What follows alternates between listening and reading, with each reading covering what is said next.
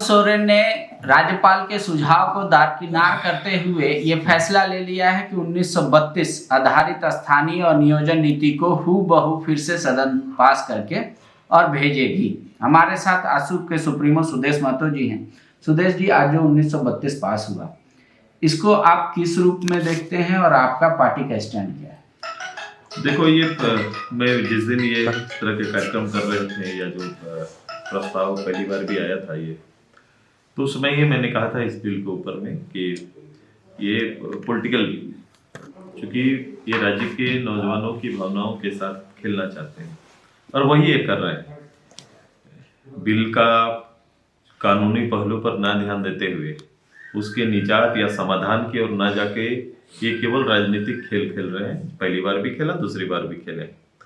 ईमानदारी रहती तो सबसे उनके कानूनी सारे पहलू को ठीक कर लेते। अपने राज्य के लिए, विशेष अवस्था के लिए वो जहां जरूरत होता है, चाहे वो किसी स्तर पर बात करनी होती, संयुक्त रूप से पहल किया जाता, तब स्टेट के लिए, यहाँ के लोगों के लिए एक दायरा तय होता और यहाँ के नौजवानों को बेहतर अवसर मिलता है। कल जेएमएम ने आपको आरोप लगाया है आप पे कि आप सदन में हमारा तो समर्थन कर देते हैं, फिर राजभवन जाकर हमारी शिकायत भी कर देते हैं बिल को लेकर।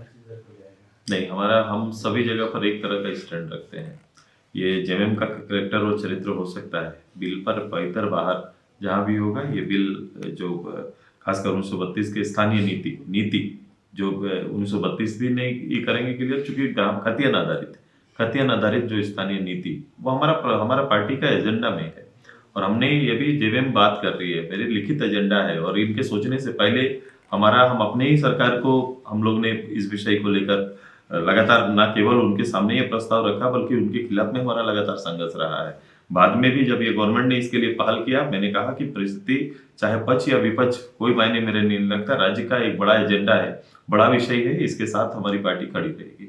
अब तो ये मुद्दा उठ रहा है जब इसका लाभ मिलेगा ही नहीं, 1 साल के बाद राजभवन से लौटा, फिर राजभवन से ये कहकर लौटा। बिल्कुल, झारखंड मुक्ति मोर्चा मैंने कहा कि यहाँ के भावनाओं को कुरेद रही है और इसका भुगतना पड़ेगा झारखंड मुक्ति मोर्चा को, यही इनका रहा है। तब तो झारखंड आंदोलन इतना लंबा हुआ। ईमानदारी झारखंड आंदोलन में रहती तो इतना लंबा आंदोलन ना होता, ना इतने लोगों की शहादत होती, ना इतना उत्पीड़न होता।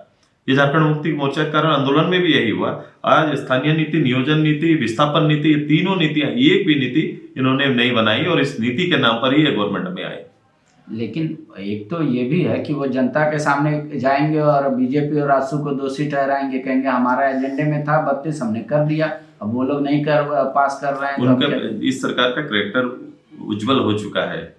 जिस बात को लेकर ये इनकी प्राथमिकता तय हो गई, ये तीनों विषय स्थानीय, नियोजन और विस्थापन नीति से इतर इनका जो प्राथमिकता है वो इस राज्य के भ्रष्टाचार, इस राज्य की खान संपदा, उनका दोहन इनकी प्राथमिकता है और उसके कई रूप आपको देखने को मिल गए हैं।